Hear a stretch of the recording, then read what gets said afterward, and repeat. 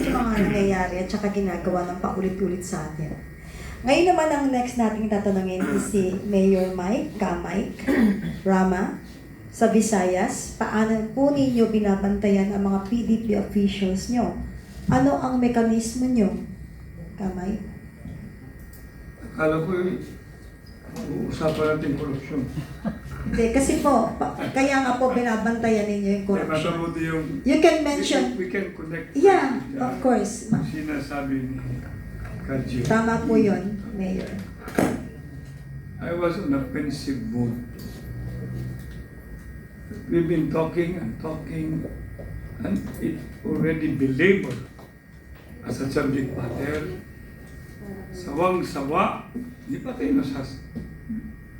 For me, it's abominable, Jay, nakakasuka, highly reprehensible.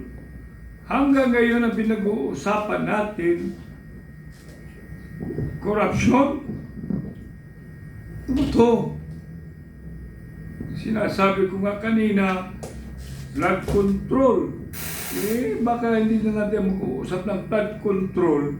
Dito na lang tayo sa birth control. Alam nyo,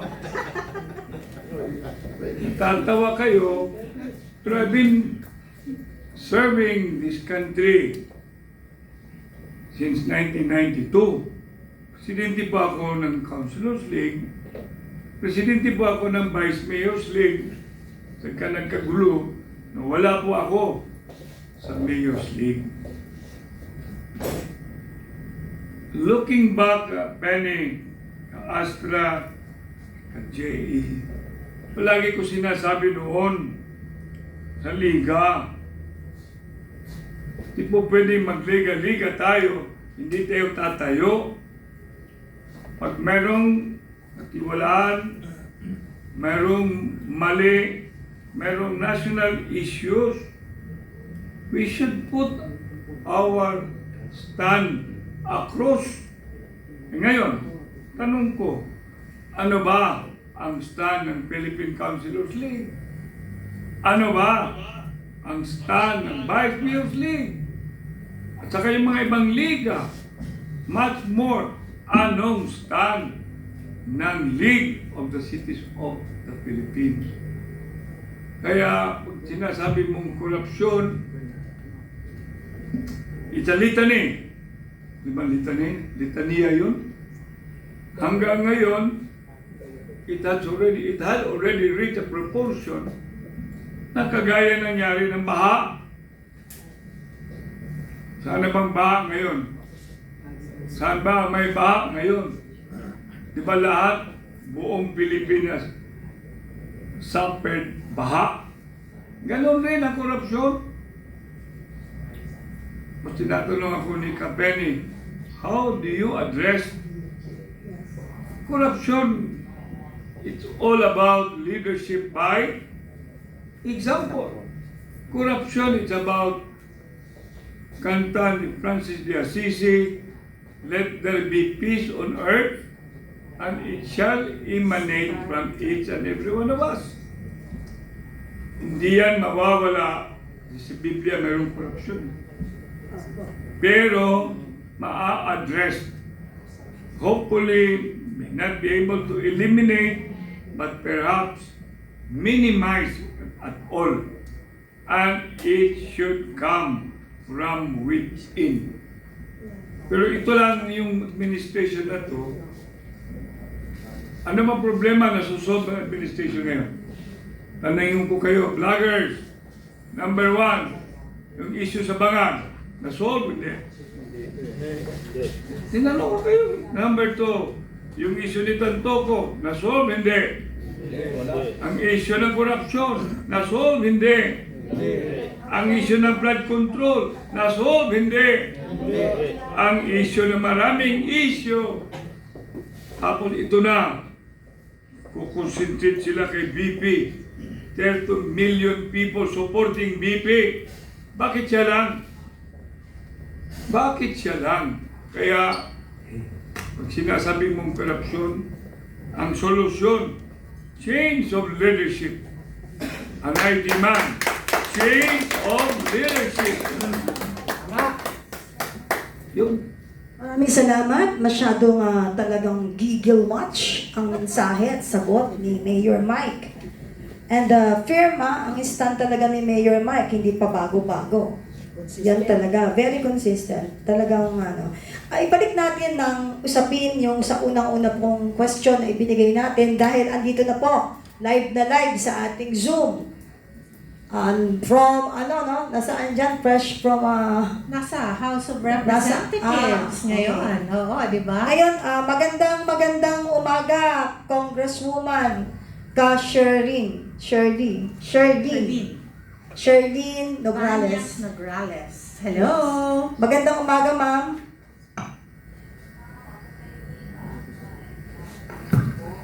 Mahinga. Ocho. Palagay ko, dapat pumasok siya sa live video.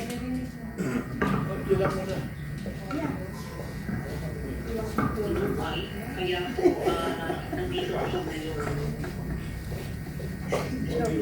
Yes, ka Sherlyn. At nakikita namin na ongoing at live ang coverage ngayon sa House of Representatives FB na ongoing yung budget hearing for the DPWH. Kumusta ka naman dyan? Ito medyo bago din ako. That's why I make it a point to be here because I've noticed po na yung ating national expenditure net natin previously, I think last year is around 1.7 billion for the district and ngayon po around 500 million na lang po for 2027. And in 2026, out of 84 projects, 4 lang po ang may SARO. No? So, considering na yung Gensan, bago lang po kami nakadaanas ng 7.8 earthquake and ang dami pang aftershocks, ang dami mga structures na badly damaged, no? With allocation of 500 million, talagang medyo hirap po itawid. So I want to know why at saka maintindihan kung ano ang direksyon, no? Bakit nagkakaganito. That's why I made a point to attend the budget briefing ngayong umaga po dito. Kapeni, susugan ko lang ng tanong si Congresswoman kasi mga kababayan, mga ka-vloggers, mga ka-media, tingnan nyo naman itong ginagawa ng administrasyon na ito. Imaginein mo, from 1.7 million budget of the district, ginawa na lang 500 million. That's 1.2 billion na ibinawas. For what reason? Diba? Pangalawa, 84 projects for 2026, 4 lang ang lumabas na SARO. Ibig sabihin, merong 80 na SARO or mga project na hindi pa ma-implement dahil hindi naglalabas ang administrasyon ng SARO. And this is, cause of, hindi lang caution para sa atin, kundi cause of ito dapat ng ating anger. Kasi kinakawawa yung distrito at mga naninirahan, mga mamamayan ng Pilipinas sa General Santos City kung saan napabilang ang ating kongresista. So, Congresswoman, we are praying for you at huwag kang mag-alala, lahat ng mga vloggers dito, lahat ng mga media na nandito at panawagan natin sa lahat ng mga miyembro ng PDP Laban at lahat ng mamamayang Pilipino na ikaw ay suportaan sa iyong panawagan dyan ngayon sa DPWH. Pang-ilan po kayo sa nakasalang na magtanong kay Secretary Vince Dizon? So far, pang 13 or 14 po tayo, no? Matatapos lang ng actually presentation ni Secretary. So, nag-start na po yung pagtatanong. So far, ika number 13 po tayo. So, medyo malayo pa po, no? And each of the members are given 5 minutes, no? So, ang akin din lang po ay gusto po maliwanagan bakit po ito nangyayari at saka ano po yung direction para pagdating po sa distrito, alam ko naman po kung anong sasabihin sa aking mga constituents po. Lalong-lalo na sa panahon ngayon na talagang kailangan po no na ma-rebuild ang city, and so far there are identified no projects by DPWH that needs to be rehabilitated. So kasi ang problema, ang dami pa pong aftershock. So pag hindi po maagapan, ma-retrofit ng maagapan, ang tendency po ay mas lalaki yung damage, no? And these are school buildings, these are development projects, eventually would cause the flooding and so on and so forth. So kaya mas minabut ko po na talagang malaman directly from DPWH kung ano yung direction for General Santos City, at hindi lang po yung General Santos City but in the entire country po ano ang kasi hindi lang po ang nangyari ito sa General Santos City, no. Some of my colleagues also here are experiencing the same, no. So mas mabuti na malaman natin, no, straight from the agency or the department of what's really going on. Baka naman kasi, Casherlyn, naubos na nila yung pera sa maleta, kaya wala nang maibigay para sa 2027. Kaastra, para sa kaalaman ng lahat, ang kausap po natin na live ngayon, through Zoom, is the Congresswoman Sherlyn Banyas Nograles. At siya po ang ating bagong in-appoint as the acting VP for Mindanao. So, kanina may mga dalawang question po sa inyo, Congresswoman, si Casherlyn. Naririnig niyo po ako? Yes po. Yes, magandang umaga. Baka gusto niyo pong batiin lahat, media vloggers at supporters, nandito po, nakikinig sa inyo, ma'am. Yes po, sa lahat po ng mga media vloggers and sa lahat po ng mga kaibigan natin at sa lahat ng mga nakikinig at labi po na nasa studio dyan sa PDP Laban headquarters.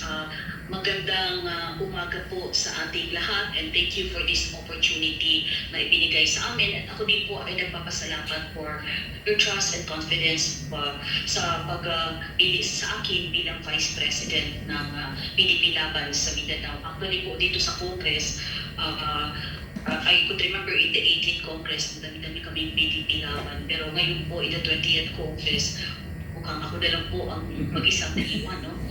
PDP Laban dito sa out of 318, more or less 318 members in the 20th Congress po dito sa House of Representatives. Salamat, Congresswoman. Alam mo, kung mag-isa ka na lang dyan, isa na lang pala yung hindi magna. Ay, kasi, Casherlyn, may dalawang question po tayo na laktawan kasi kayo po yung dapat tanungin kanina. Casherlyn, sa Mindanao po, paano ninyo tinitiyak na dekalidad ang mga bagong kadre o trainers o leaders na pumapasok sa ating partido? Of course, no, malaking bagay itong training, no? Kasi dito yung ideology and yung values formation din ng members natin. So, malaking bagay po ito, lalo na sa ngayon, no?